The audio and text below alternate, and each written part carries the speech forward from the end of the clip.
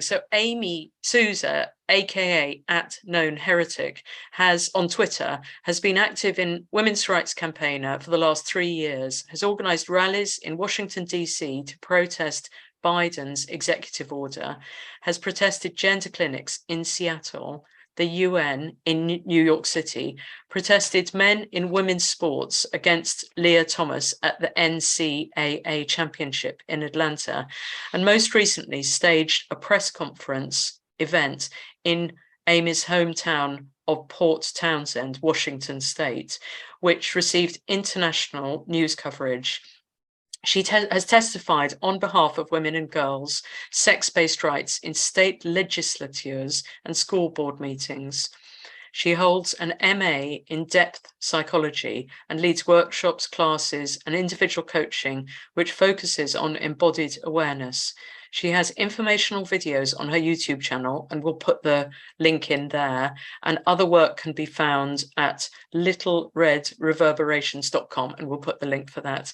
So thank you so much for coming, Amy. And I'm going to hand over to you to your talk. I held a press conference called Let Julie Swim. Julie Jaman is a friend of mine. So what happened to her is on July 26th, she was swimming at the YMCA pool. This is a pool that she has gone to for 30 some odd years.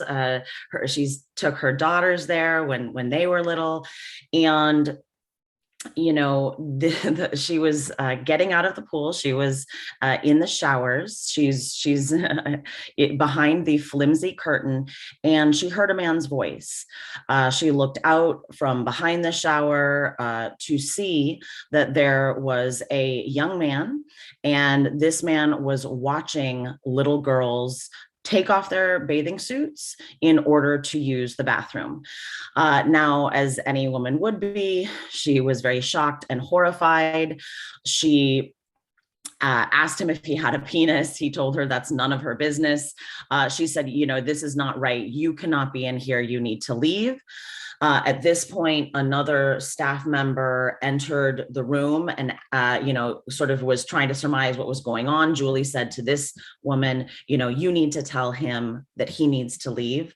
At which point, instead of listening to Julie or having any care for her very real concerns, she was told that she was a bigot. She was told that she was harassing this young man, and she was told that she was banned from the YMCA pool for life. She immediately went to the management. The management repeated what the employee had already told her, that she was being a bigot, that she was harassing, and that she was banned from the pool for life. They also said that they were calling the police on her, and they tried to tell her that she couldn't leave. She is a pretty feisty lady. She didn't go along with that. The way that the town is situated, the police office is just outside really of where the YMCA building is. Julie said, I'm going to the YMCA, to the police myself, which she did. The police took her report and her record. They seemed sympathetic, but ultimately Julie was very confused and concerned. She was highly concerned, and she was confused, of course, why this man would be in there. She called me when she got home because she knows that I speak about these issues, although it hasn't really been something that was on her radar per se. She knows that I do talk about it. And immediately we decided, you know, she was going to write a letter to the paper. We were going to go to the city council and talk about this, which she did. So she was able to go to the city council and speak about this. And her main points were that there was no signage. So there was no way for her to know that this was a, you know, quote, gender neutral restroom. So there was no unisex or even gender neutral signage. The signage simply said woman. She spoke to Wendy Bart, who is the director of the Olympic Peninsula YMCAs. Wendy told her that the rainbow flag at the entrance should have been sufficient for her to surmise that there would be men in the restrooms, that these were, all that men who identified into womanhood would be allowed. So at this point, the city was already beginning to villainize Julie. Our mayor, David Faber, was beginning to villainize her. And I began to realize that something more needed to be done. While I understand that these events are familiar to some of us, I think, and I have protested these kind of things before, I think it is always a shock to see it happen in your hometown. And it does make it really personal. And Julie is a friend, so that makes it personal. So I got together with her and I began to have a press conference, and the town had a response to Julie. The mayor decided to create a transgender proclamation.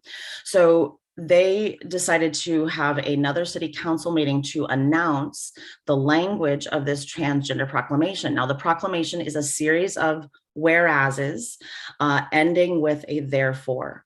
And the therefore is, therefore, Port Townsend is a town that is non-discriminatory. They don't discriminate against age, race, religion, or gender identity, especially against trans people. So the proclamation was about how the town especially does not discriminate against trans people. So, or, whatever that is.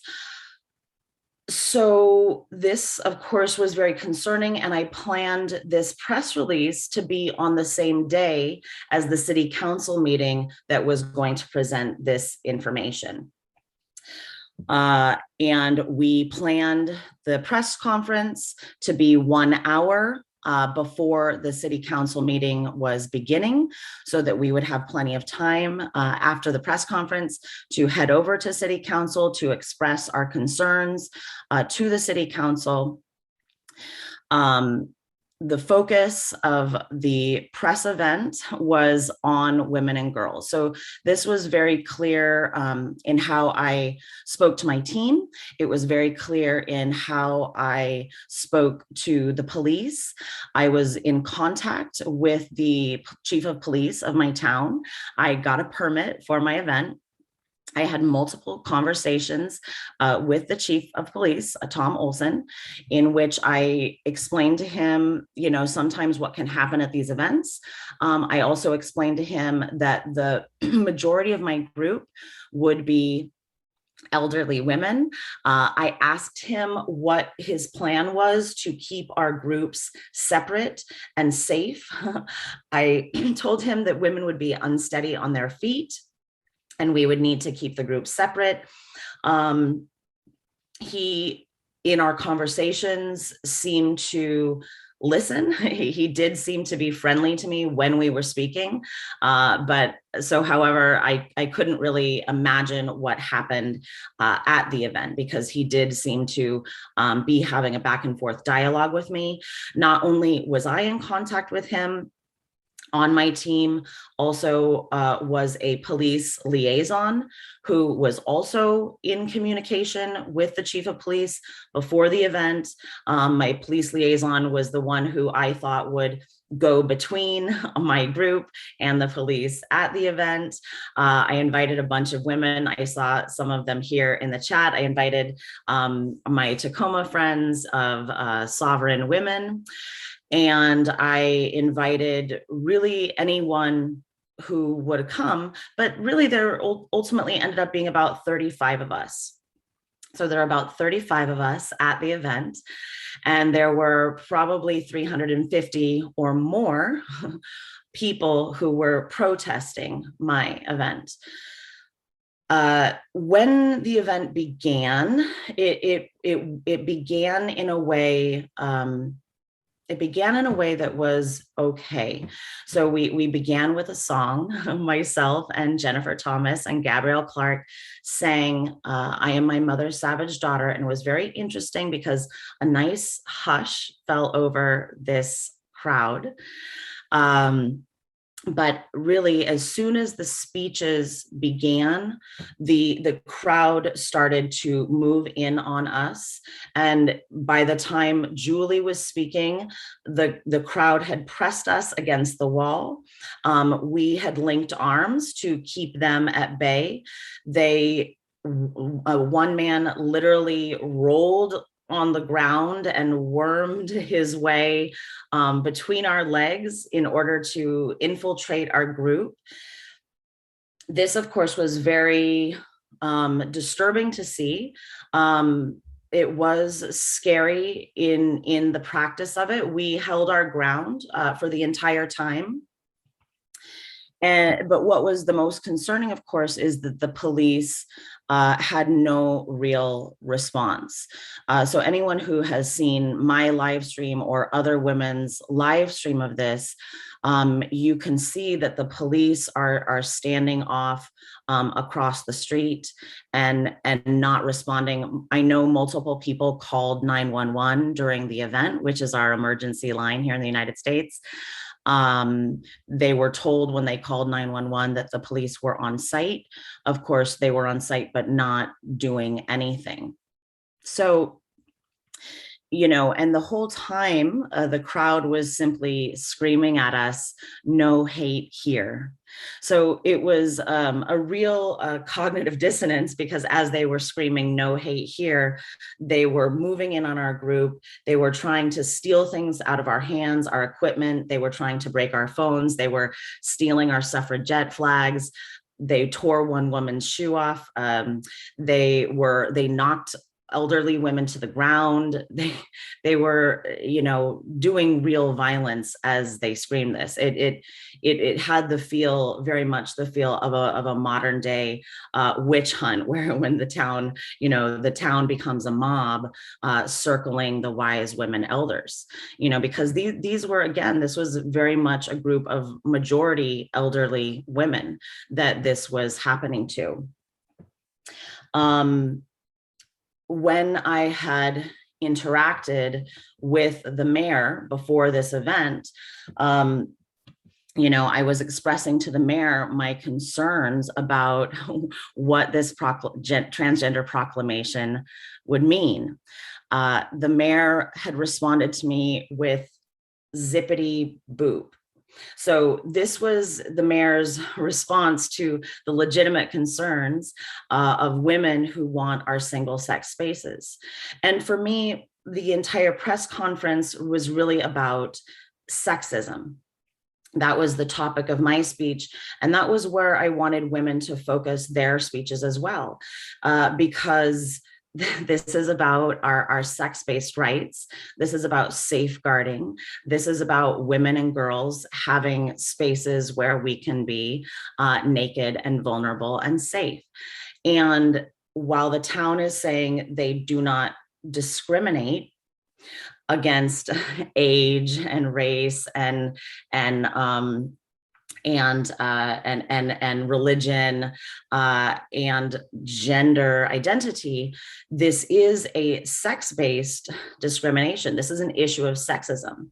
And I wanted to make clear in our speeches that sexism is an issue that is falling out of social and political consciousness.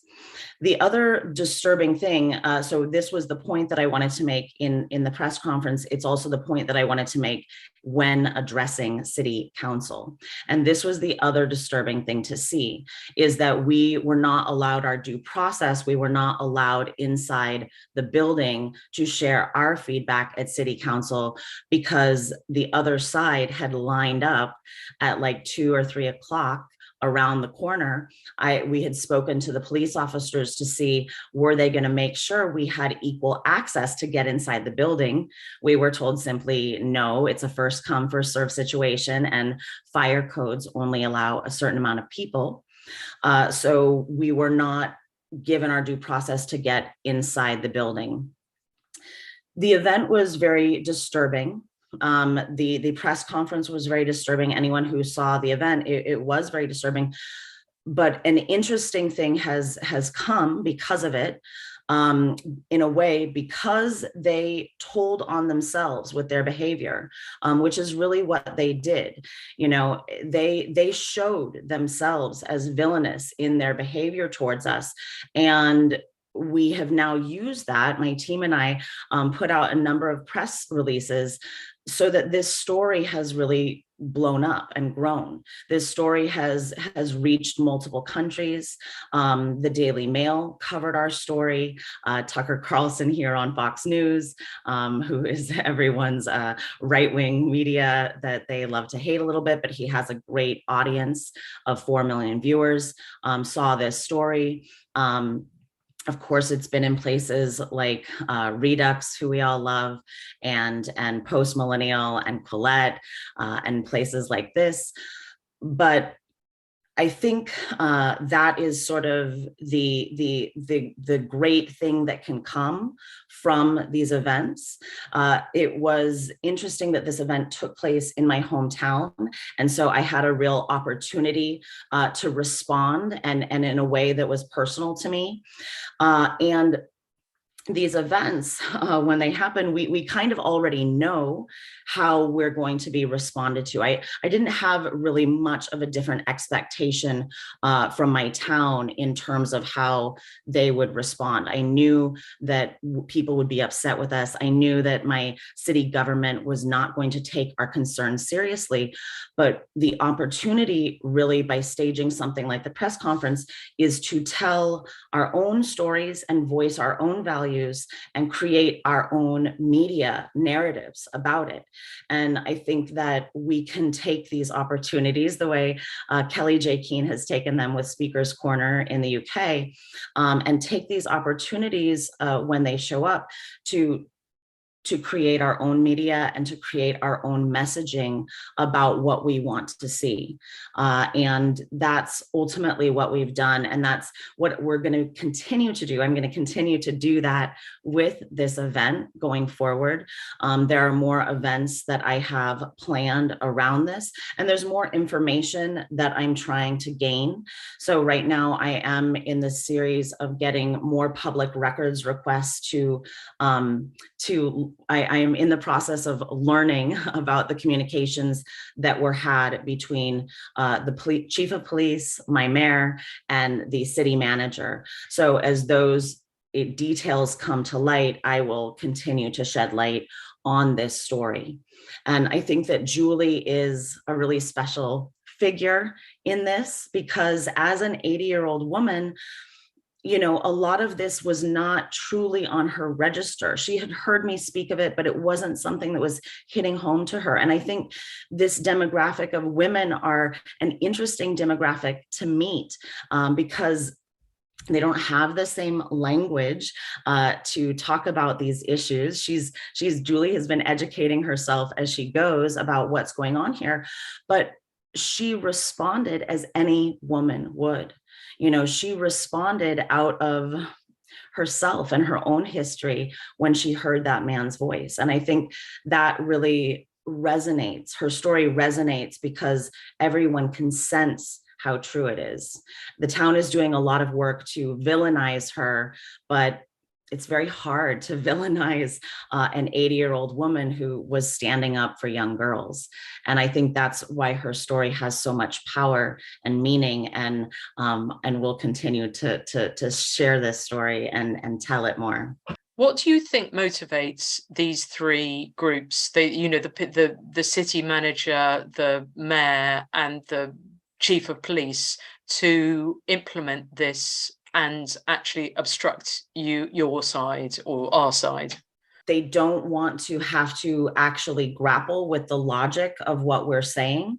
So of course, by obstructing and keeping us from being there, they don't have to really deal with it. You know, their narrative right now is that we're a hate group, that I'm a hate group, and that I organized a hate rally. so they didn't really have to listen to what I was saying, because if they had listened to what I was saying, everything was pro women and girls and about the needs of our bodies. So by silencing us and villainizing us, they don't really have to grapple with the reality of what I'm saying.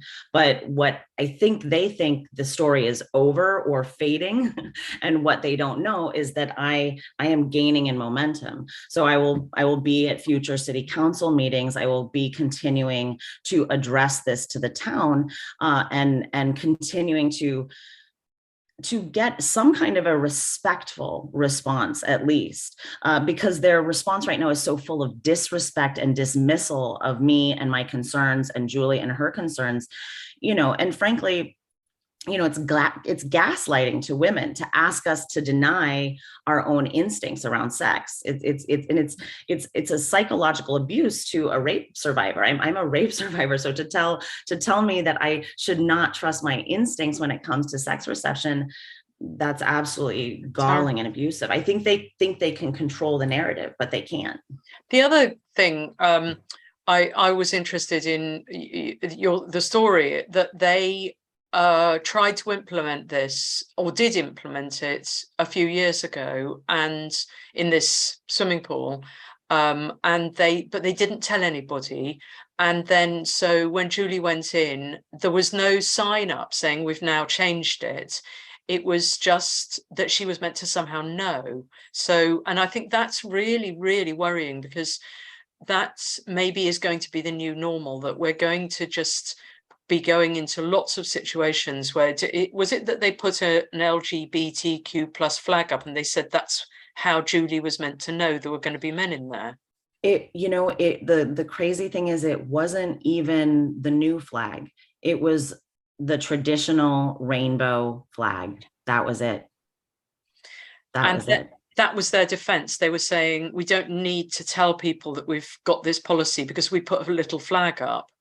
They have a rainbow YMCA banner at the podium at the entrance.